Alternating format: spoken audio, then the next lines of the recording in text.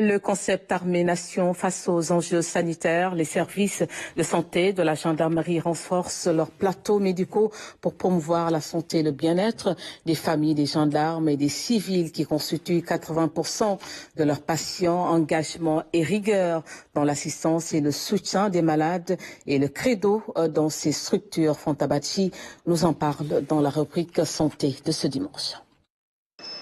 Toujours au plus près dans le combat, dans ce laboratoire du centre de santé de la caserne Sambadjiri Diallo, l'ardeur d'une dame, officier supérieur, qui réalise des analyses biomédicales jadis référées. C'est un labo polyvalent, donc qui a de l'expertise dans tout ce qui est domaine médical, la biologie, la bactériologie et aussi la biochimie. Et depuis ces dernières années, nous avons acquis beaucoup d'appareils qui nous ont permis vraiment de prendre en charge nos malades correctement. En l'occurrence, une machine qui est là, l'hormonologie, qui nous permet de prendre en charge nos malades atteints du cancer, de l'hépatite et d'autres infections. Aussi, nous avons la charge virale. La gendarmerie, attachée au concept Armée-Nation, poursuit sa progression sur le front sanitaire avec des équipements de pointe. Radiologie, échographie, mammographie, scanner, entre autres techniques d'imagerie, des outils d'examen du cœur, des acquisitions pour une offre de soins améliorée. Le haut commandement de la gendarmerie n'a résigné sur aucun moyen pour mettre en place un plateau technique assez correct. On a un laboratoire hyper performant, on a un service d'imagerie correct. Autre cadre, le centre secondaire du service de santé de la gendarmerie, Sizalaelji Imbao.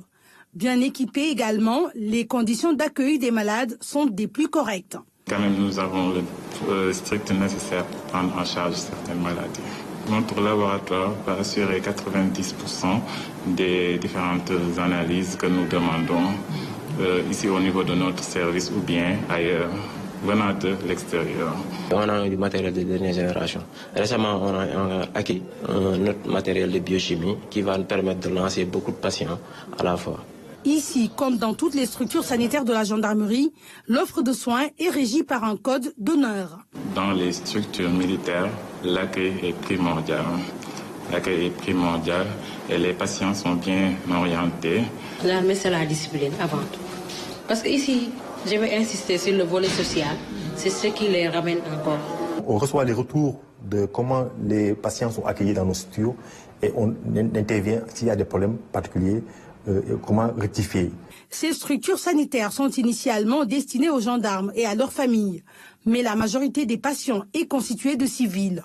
Le malade est simplement guidé par la confiance. Chez les militaires, le service est rassurant. Parfois, l'accueil fait défaut ailleurs, alors que c'est primordial dans la prise en charge. Presque si on voit par semaine 150 malades, presque les 100 c'est les civils. C'est la population locale qui en bénéficie le plus. 80% de nos consultations ou bien de nos activités sont offertes à la population civile. Parce que généralement, les militaires tombent rarement malades du fait du sport, d'une alimentation. Face à la forte demande, la migration de ces centres de santé en établissement sanitaire de niveau 2 devient une nécessité. On est au niveau infirmerie hôpital.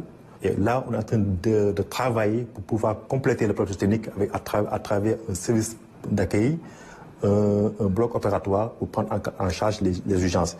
Et ceci va passer par la mise en place d'un décret qui va faire migrer l'infirmerie hôpital en hôpital de niveau 2. Ces structures, à l'image de toutes les infirmeries, centres de santé ou hôpitaux militaires, font partie intégrante de la carte sanitaire du pays. Elles comblent grandement le gap dans la couverture médicale du pays. Autre question, notre pays serait-il l'apanage de toutes les dérives ?